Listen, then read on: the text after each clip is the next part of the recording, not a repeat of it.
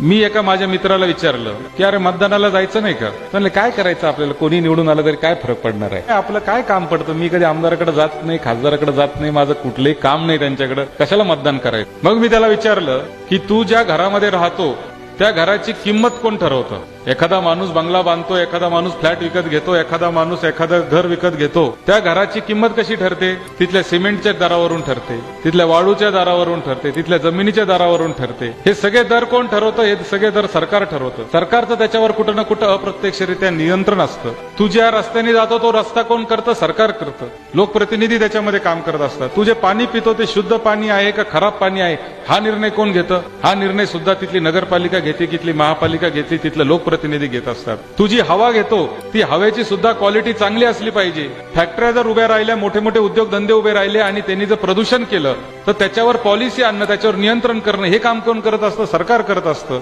आणि मग सगळं जर तू जे खातो ते सरकारच्या हातात आहे, जी हवा घेतो ते सरकारच्या हातात आहे, ज्या घरात राहतो ते सरकार ठरवणार आहे, तर मग सरकार कोणाचं असलं पाहिजे हे देखील तुला ठरवण्याचा अधिकार आहे. आणि माझा त्या राजकारणाशी संबंध नाही, मी तिथं जाणार नाही, मी मतदान करणार नाही, ही जी भूमिका खऱ्या अर्थाने मोठ्या प्रमाणावर लोक घेतात आणि मतदानाच्या दिवशीवर सुट्टीवर जातात, मला त्यांची कीव वाटते की ज्यांच्यासाठी हे सगळं लोकशाही उभी राहिली ते लोक जर त्याच्या बाबतीमध्ये जर गंभीर नसतील तर मला असं वाटतं की या देशाला कुणी वाचू शकत नाही.